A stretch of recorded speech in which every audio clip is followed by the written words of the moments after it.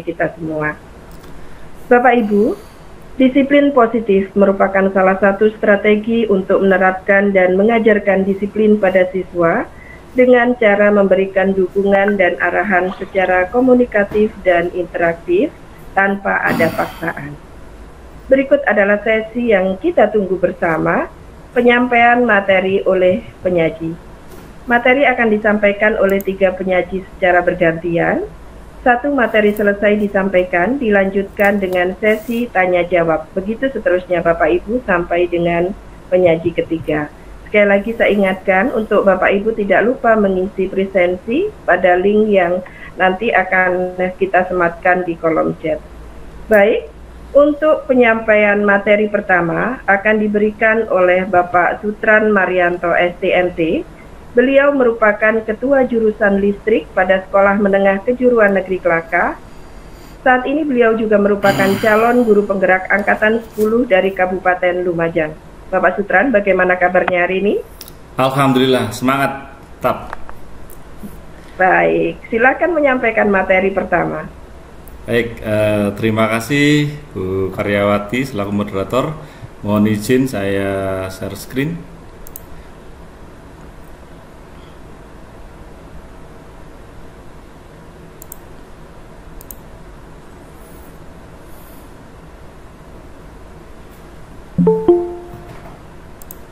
Oke, mana Bapak Ibu, apa sudah tampak kira-kira presentasi saya? Sudah Pak. Oke, saya perbesar dulu.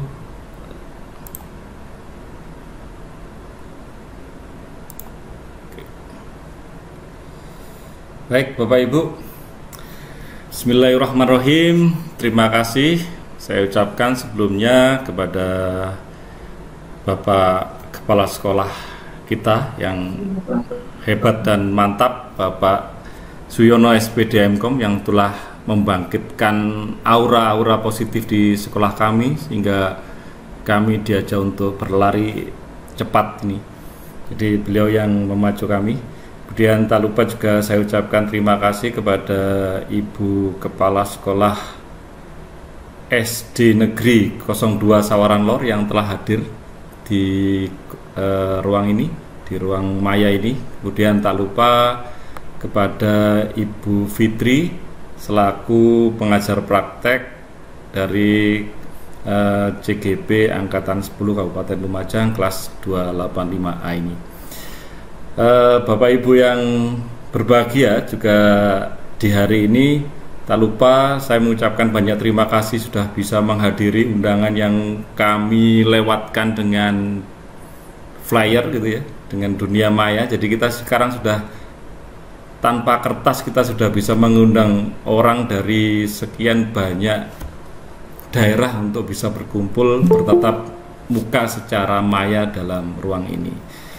Baik Bapak Ibu, untuk materi kali ini sebenarnya adalah kami kolaborasi dengan Bapak Ibu guru dari SD dan SMP di wilayah Kelakah ini untuk membangun suatu kolaborasi. Makanya saya beri judul Collaboration in Harmony, artinya kita mengkolaborasikan dalam suatu harmoni sehingga ada hubungan yang harmonis antara tiap jenjang di sekolah. Jadi tidak hanya di level SMK, SMA atau di SD, SMP saja. Jadi kita akan berkolaborasi dengan Bapak Ibu guru di semua jenjang. Harapannya adalah kita membangun aura positif dengan hal-hal yang baik untuk ditularkan ke sekolah masing-masing. Bapak Ibu yang berbahagia, izinkan saya Sutran Marianto dari SMK Negeri Kelakah. Saya akan memaparkan sedikit pemahaman saya tentang topik pemahaman dan penerapan disiplin positif dan 5 posisi kontrol.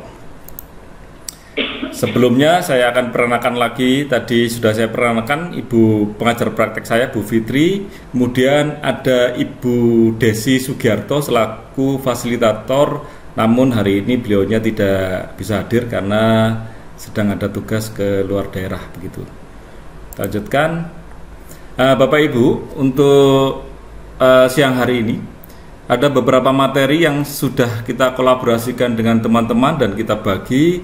Di sini ada disiplin positif dan nilai-nilai kebajikan universal, kemudian ada restitusi dengan 5 posisi kontrol, kemudian ada keyakinan kelas, ada kebutuhan dasar manusia dan dunia berkualitas, teori motivasi, hukuman dan penghargaan, serta restitusi.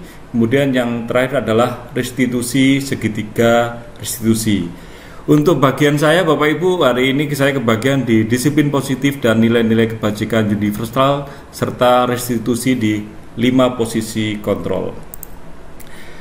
Baik Bapak Ibu, sebelum kita jauh mengenal apa itu disiplin positif, kita juga harus tahu apa itu definisi dari budaya positif yang kita harapkan bersama.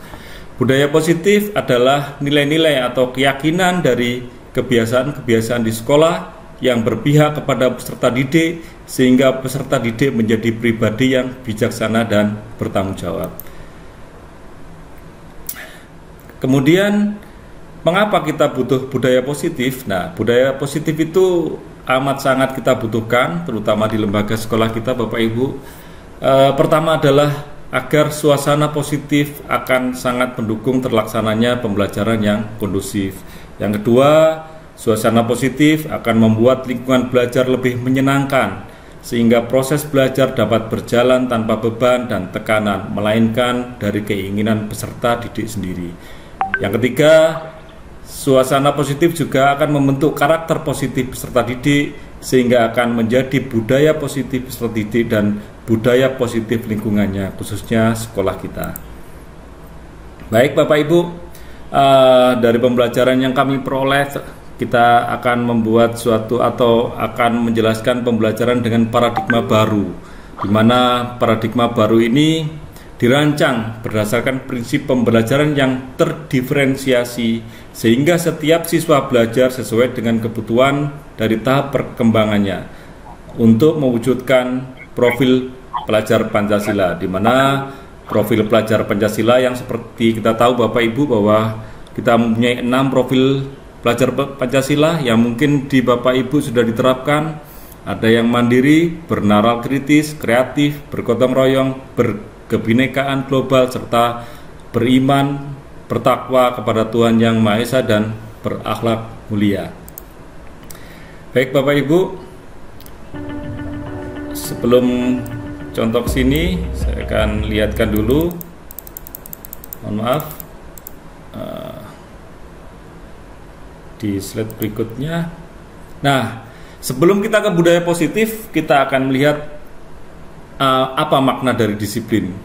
Disiplin dikutip dari Kemendikbudristek yang menerangkan bahwa berasal dari bahasa Latin disiplina yang artinya belajar.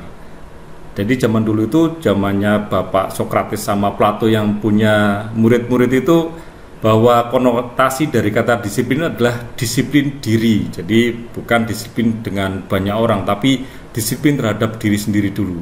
Kemudian disiplin diri membuat seseorang menggali potensinya menuju sebuah tujuan apa yang dihargai.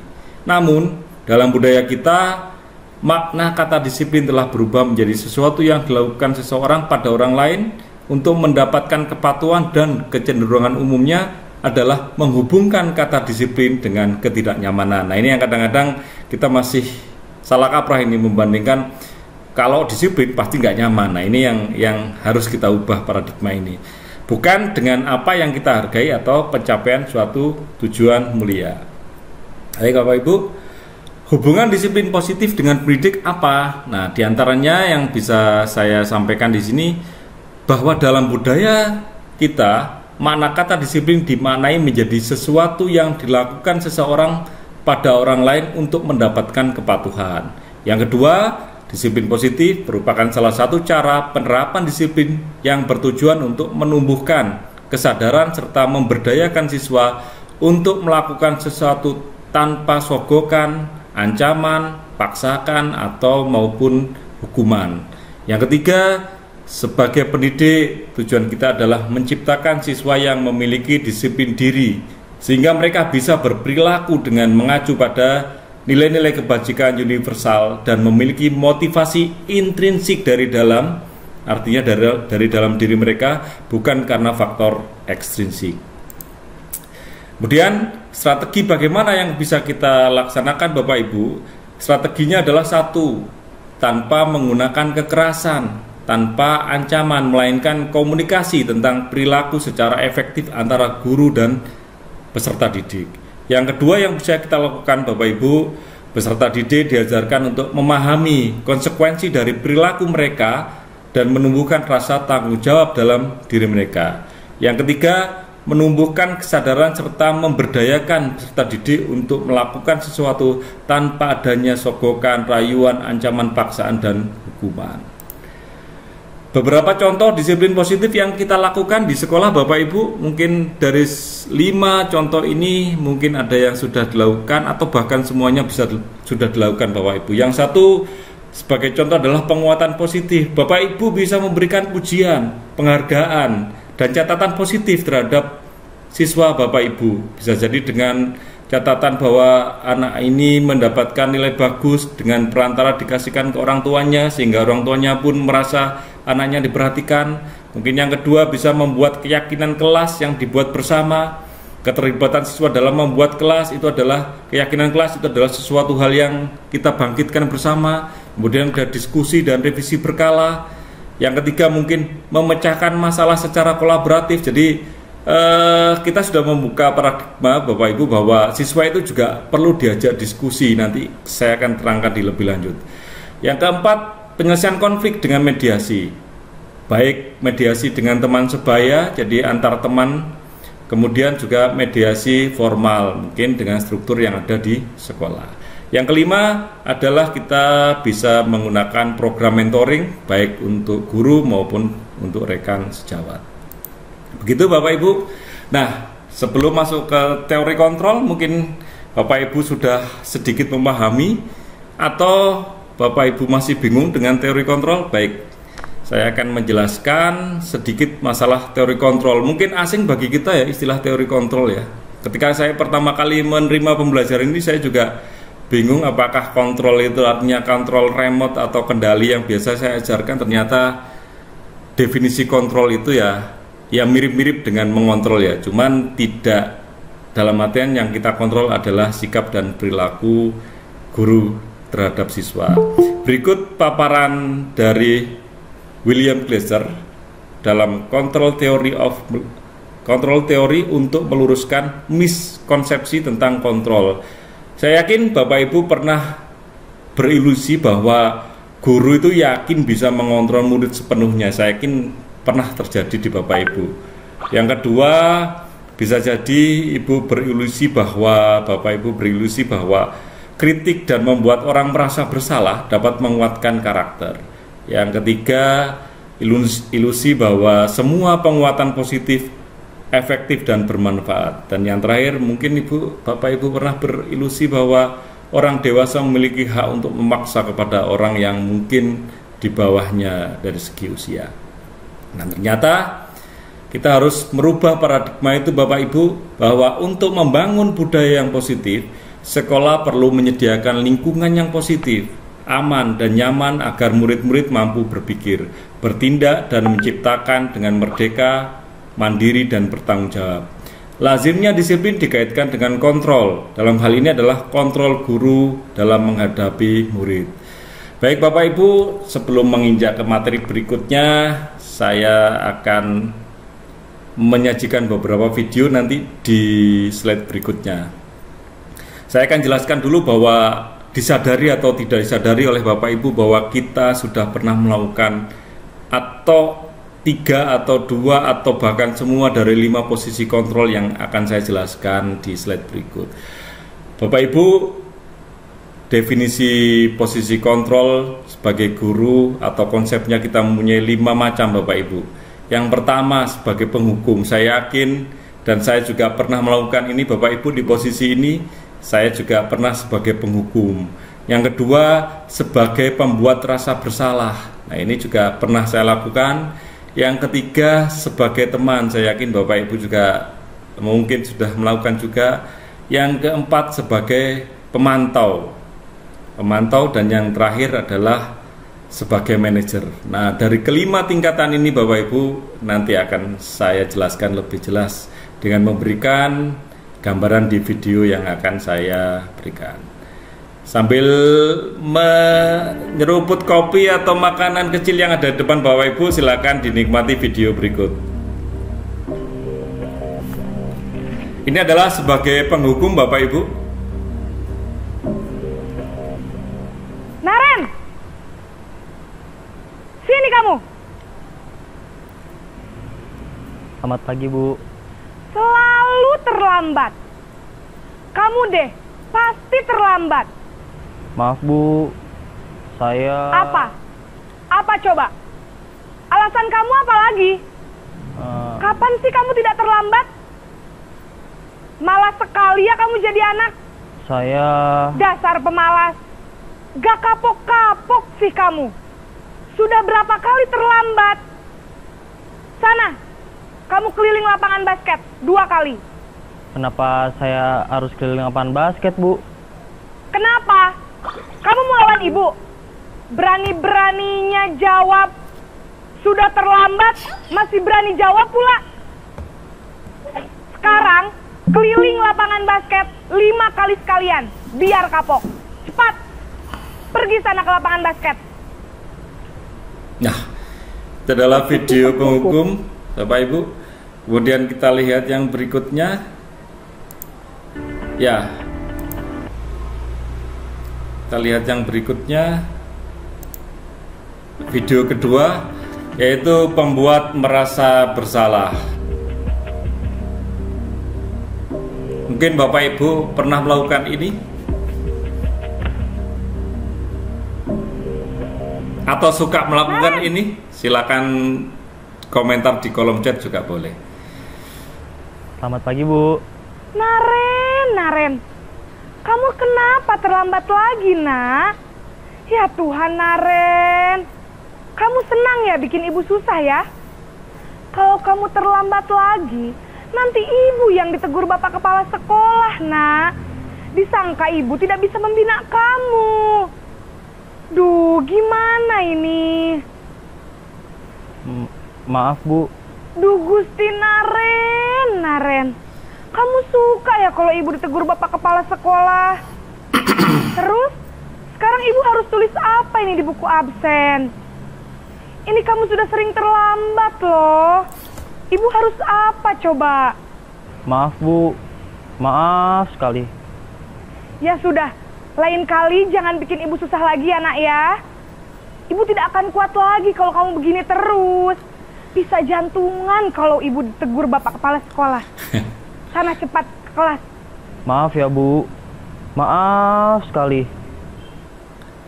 Ya, ini adalah video kedua yang pembuat merasa bersalah. Berbicara Kemudian kita lihat yang ketiga Bapak Ibu. Ini adalah posisi kontrol guru sebagai teman.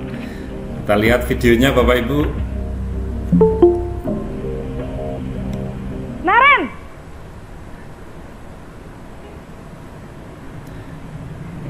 Selamat pagi, Bu. Wah, sudah jam berapa ini, nak? Terlambat lagi ya, sayang? Iya, Bu. Habis ibu saya lupa bangunkan saya, Bu. Kamu malah menyalahkan ibu kamu. Kamu bukannya anak yang larinya paling kencang. Kok terlambat sih? Iya, Bu. Saya memang terlambat bangun tadi. Jadi, biarpun saya lari kencang, tetap gak kekejar, Bu. Ya sudah, sana. Nanti lain kali larinya lebih kenceng lagi ya. Biar gak terlambat lagi. Bikin seneng ibu. Demi ibu. Bisa kan? Bisa lah, Bu. Ya sudah, sana masuk kelas. Ibu beresin urusan absen kamu. Kamu ini ada-ada saja. Baik Bapak Ibu, ini yang ketiga. Dan yang keempat Bapak Ibu, ini adalah sebagai posisi pemantau atau monitor. Mungkin dari keempat atau kelima video nanti Bapak Ibu bisa mengambil inspirasi dari video itu.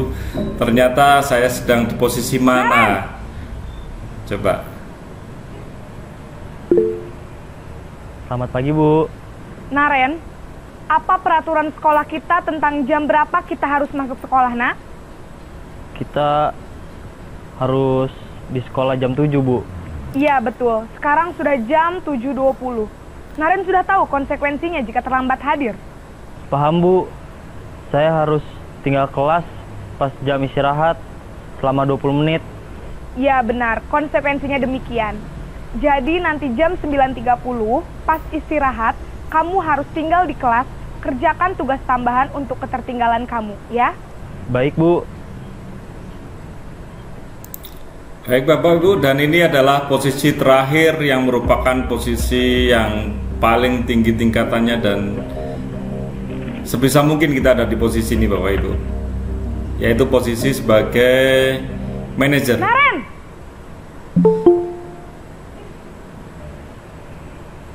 Selamat pagi, Bu. Selamat pagi, Naren. Maaf, Bu. Saya terlambat. Iya, sekolah masuknya jam 7, sekarang sudah jam 7.20. Jadi sekarang bagaimana ini, Naren? Maaf, Bu. Saya lupa setel alarm saya semalam.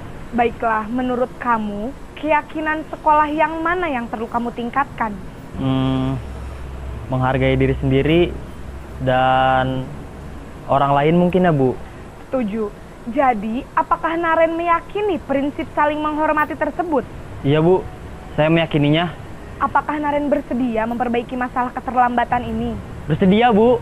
Bagaimana kamu akan perbaiki masalah keterlambatan ini?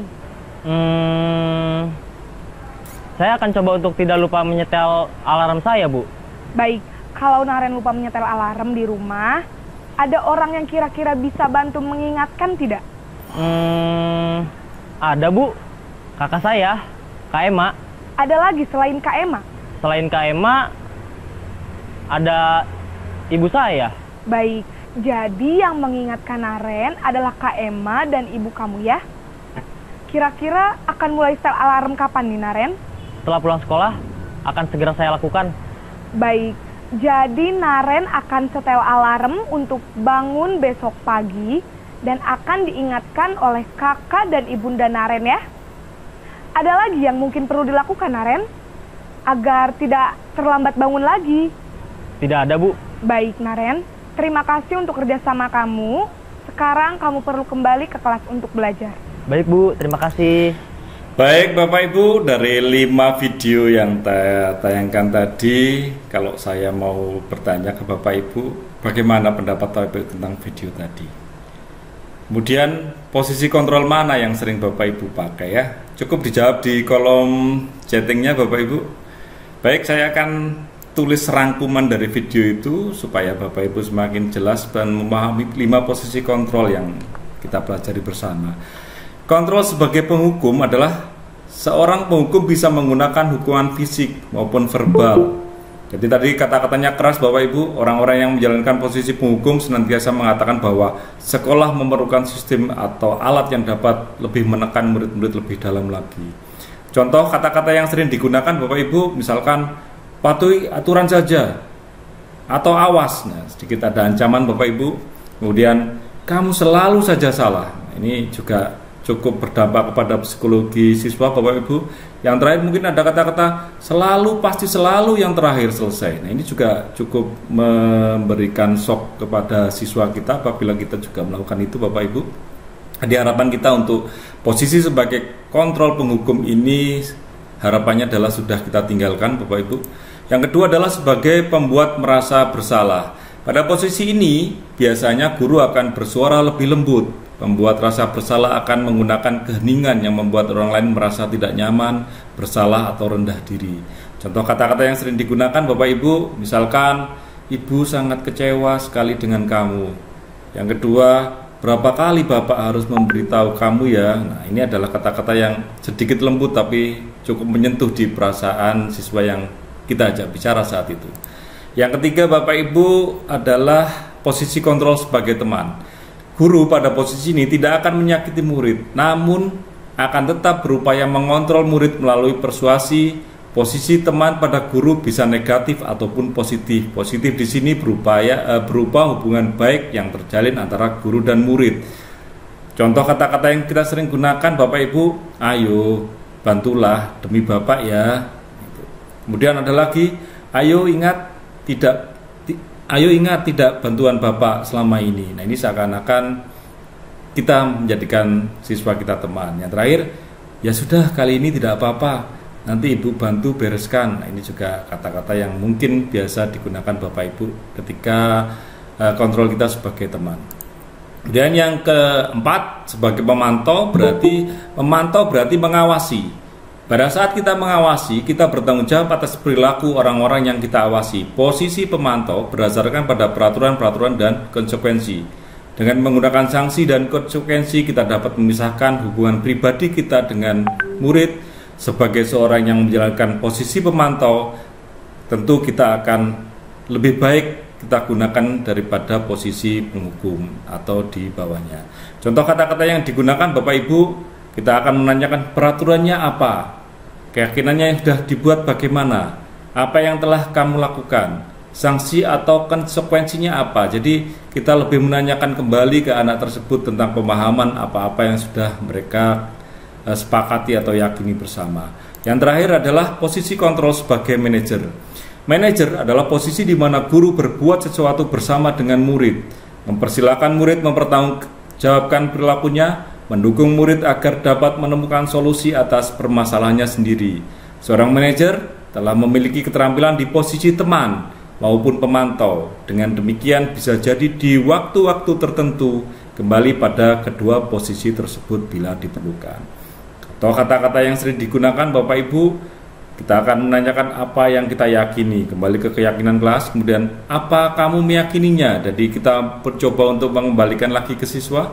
Jika kamu meyakininya, apakah kamu bersedia memperbaikinya? Kemudian ada, jika kamu memperbaiki ini, hal ini menunjukkan apa tentang dirimu? Dan yang terakhir mungkin kita bisa bertanya, apa rencana kamu untuk memperbaiki hal ini? Begitu Bapak Ibu, 5 posisi kontrol, dan itu saya kira yang bisa saya sampaikan dari pemaparan saya tentang 5 posisi kontrol. Saya cukupkan sekian Bapak Ibu presentasi saya, kurang lebihnya mohon maaf. Wassalamualaikum warahmatullahi wabarakatuh. Saya kembalikan ke Ibu Moderator.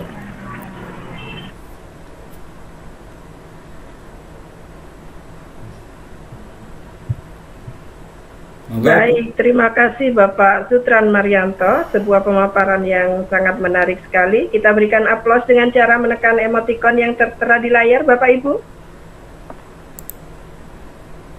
Selanjutnya akan saya berikan kesempatan 3 pertanyaan untuk disampaikan kepada penyaji 1. Saya melihat sudah banyak yang raise hand. Saya batasi 1 pertanyaan dahulu agar bisa dijawab dengan fokus. Bapak Heri Wibowo, silakan Bapak, sebut nama dan asal terlebih dahulu. Oke. Assalamualaikum warahmatullahi wabarakatuh. Waalaikumsalam warahmatullahi wabarakatuh. Maaf, ini masih di perjalanan, jadi agak goyang-goyang ini. Jadi, kalau yang dipaparkan Pak Sutran tadi sangat luar biasa Pak Sutran.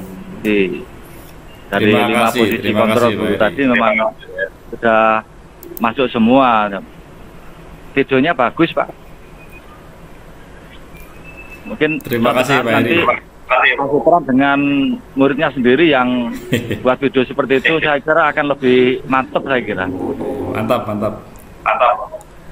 Kan gitu. Nah, Siap. Terus ada lagi Pak Sutran, kadang-kadang kita di SMK Kelaka kan memang kalau kita melihat dan memantau kegiatan teman-teman khususnya di piket misalkan ya, di posisi kontrol guru ini memang kalau menurut Pak Sutran itu bagaimana Pak? Jadi memang itu tadi sudah ada 5 posisi kontrol, tapi baru taraf di mana kira-kira ini teman-teman pada saat melakukan menyapa pagi, kemudian ada yang terlambat seperti itu kan masuk di posisi mana? Kemudian mungkin pengibasan ke teman-teman yang lain selain dari Zoom atau mungkin dari workshop itu kan mungkin bisa lebih jauh lagi nanti Pak. Mungkin dari perseorangan. Oke, makasih Pak Sutran. Oke. Assalamualaikum warahmatullahi wabarakatuh. Sama-sama. Waalaikumsalam. Warahmatullahi wabarakatuh. Hari Wibowo tadi Pak Sugeng, apresiasi videonya bagus. Kemudian tadi yang ditanyakan posisi kontrol guru kebanyakan saat ini sampai mana Bapak, begitu? Baik, Monggo, Pak. terima kasih Pak Heri, ini pertanyaan yang sangat bagus sekali dan ini langsung aplikatif ke lapangan ya, karena memang mencontohkan bercermin pada diri sendiri ya. Pak Heri, seperti yang kita tahu bahwa 5 posisi kontrol itu sadar atau tidak itu sudah kita lakukan sebenarnya. Mungkin yang jarang-jarang malah di posisi yang paling atas ya, karena manajer itu butuh keyakinan yang tinggi, butuh emosional yang harus ditahan, kemudian butuh hal-hal yang memang levelnya tingkat tinggi lah. Artinya kalau kita itu belajar ada urutan 1, 2, 3, 4, 5 tangganya, tentu untuk mencapai titik tertinggi kita harus bermula atau beranjak dari titik yang terendah. Pak Heri, seperti yang kita tahu bahwa kita masih terbawa dengan paradigma lama bahwa sanksi dan hukuman itu adalah suatu hal yang manjur untuk membuat jera sehingga siswa itu tidak mengulang suatu kesalahan. Nah, ini yang sebenarnya harus kita pahami bersama. Tadi saya sudah ngomong bahwa kita harus berubah menjadi paradigma baru, bahwa ternyata apa yang kita yakini, ilusi-ilusi yang tadi saya sebutkan itu ternyata harus kita ubah, bahwa kita bisa mengontrol siswa, kita bisa memaksa siswa untuk tunduk kepada kita, itu ternyata adalah ilusi-ilusi semu yang ternyata tidak sepenuhnya bisa kita lakukan. Bisa saja siswa itu tunduk di depan kita, tapi di belakang kita juga mereka tidak mau dengan apa yang kita inginkan. Dan untuk yang terjadi di sekolah kami, di sekolah Pak Heri dan sekolah saya, ya kita masih terpukul rata ya di antara 5 posisi kontrol. Dari setiap kita piket itu ya memang masih ada 1-2 yang berperan sebagai penghukum, kemudian sebagai yang merasa bersalah, terutama ibu-ibu, Bu karyawati ini yang suaranya halus-halus, karena tadi saya nggak bisa menirukan suara halus itu ya. Itu biasanya kan oleh ibu-ibu. Kemudian kalau bapak-bapaknya ini kan suaranya agak kencang gitu ya. Jadi bisa jadi ada di posisi sebagai teman, itu sudah kita lakukan Pak Heri. Kemudian kita coba di posisi pemantau, dan yang terakhir di manajer. Untuk di manajer ini memang kita masih kelihatannya masih kurang di posisi manajer. Yang sudah banyak kelihatan, harapannya saya melihat secara pribadi posisi pemberi merasa bersalah, kemudian di teman dan pemantau. Di posisi kita masih di situ Pak Heri. Semoga saja nanti bisa beranjak ke manajer. Manajer hanya beberapa orang aja yang menguasai Pak Heri, karena ilmunya harus tinggi kayaknya. Jam terbangnya juga tinggi untuk bisa mempengaruhi siswa. Saya kira itu Bu Moderator, Pak Heri yang bisa saya sampaikan. Kurang lebihnya mohon maaf.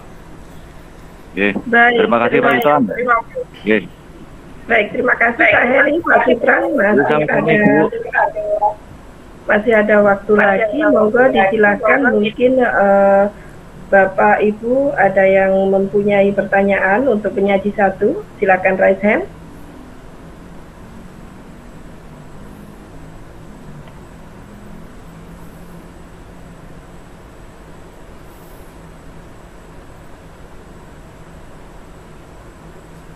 Baik, Pak Sutran, ini ada yang tidak mau on cam ini, bertanya melalui chat secara pribadi kepada saya. Monggo, bikin malu-malu Bu. Pak Sutran, baik, bagaimana menciptakan iklim disiplin positif di sekolah menurut Bapak? Silakan Pak Sutran. Baik, wah ini tidak tahu ini yang nanya siapa ini. Baik, saya jawab saja. Bapak Ibu, disiplin positif atau iklim positif, budaya positif itu bisa kita ciptakan di sekolah kita berdasarkan lingkungan dan kerjasama tim yang baik. Jadi ketika kita ngomong iklim itu kan turun pada suatu daerah, dan daerah itu bisa menjadi iklimnya basah, hujan, kering, itu adalah karena satu daerah itu memang punya posisi atau adat atau lingkungan yang memang apa ya, mudah hujan kayak di Bogor itu kan iklimnya di daerah itu sering hujan. Kalau di Kelaka yang dekat Gedung Jajang itu sering hujan. Tapi kalau di daerah pesisir mungkin agak susah hujan. Jadi yang pertama kita bentuk adalah lingkungan kita, Bapak Ibu. Bapak Ibu, kita bentuk lingkungan kita yang kondusif, yang mendukung tentang apa yang ingin kita lakukan bersama dengan membuat kesepakatan serta komitmen. Marianto SDMC, disilakan menyampaikan closing statement pada pembahasan webinar kita kali ini. Terima kasih Bu Karyawati. Waduh, ini antusias sekali nih teman-teman guru untuk webinar kali ini. Bu Nuria, tolong di stop dulu share screen-nya. Share screen-nya di stop. Bu Karyawati, jangan lupa nanti untuk kenang-kenangan dengan teman-teman Bapak guru hebat ini tolong difoto bersama, Bu Karyawati. Baik Bapak Ibu, di akhir penghujung acara ini saya kebagian sebagai penutup sekaligus quote untuk hari ini ya. Saya memberikan quote untuk hari ini Bapak Ibu. Quote saya adalah, jadilah seperti air laut Bapak Ibu. Jadi air laut itu dimanapun di belahan dunia apapun, air laut itu akan tetap asin. Mau dimasukkan apapun ke dalamnya, mau dimasukkan bangkai ikan teri, ikan tuna, ikan gabus, bahkan sampai ikan paus Bapak Ibu yang besar setinggi gunung, saya yakin Bapak Ibu tidak akan pernah merasakan yang namanya air laut menjadi manis. Begitupun kapal perang yang tenggelam di laut juga tidak akan bisa merubah rasa asin dari air laut yang ada sekarang. Artinya apa Bapak Ibu?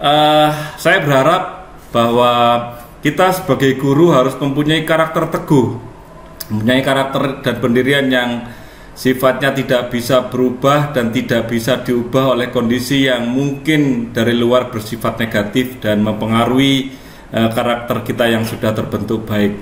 Jadilah karakter yang teguh seteguh gunung Semeru dan sekuat apa yang kita harapkan. Dan saya satu lagi yang penting Bapak Ibu, bahwa kita punya prinsip orang yang kuat adalah bukan orang yang besar, tapi orang yang kuat adalah orang yang cepat dan tepat dalam menyelesaikan segala masalah. Begitu kuat saya hari ini Bu Karyawati. Terima kasih, mohon maaf semuanya. Mohon maaf sekali lagi, semoga apa yang kita lakukan hari ini bermanfaat. Amin ya rabbal alamin. Wassalamualaikum warahmatullahi wabarakatuh. Waalaikumsalam Marianto, terima kasih. Bapak Ibu yang kami hormati, demikianlah rangkaian acara webinar pada hari ini. Terima kasih sekali lagi saya ucapkan atas kehadiran Bapak Ibu sekalian. Semoga apa yang telah kita ikuti bersama dapat memberikan manfaat bagi semua pihak. Nanti setelah acara ini selesai, jangan dulu live Bapak Ibu, kita akan berfoto bersama. Nanti Bu Nuria akan membantu mengambil gambar. Baik Bapak Ibu, selamat siang. Wassalamualaikum warahmatullahi wabarakatuh. Waalaikumsalam. Open cam. Assalamualaikum warahmatullahi wabarakatuh. Coba open cam. Difoto Bu. Sudah, Bu Nuria? Sudah. Dihitung Bu Nuria? Sudah Kak. Sudah? Hitung nggih. Ya.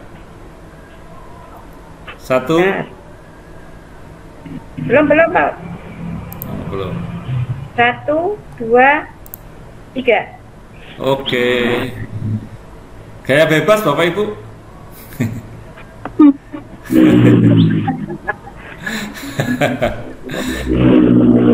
Oke, terima kasih Bapak Ibu.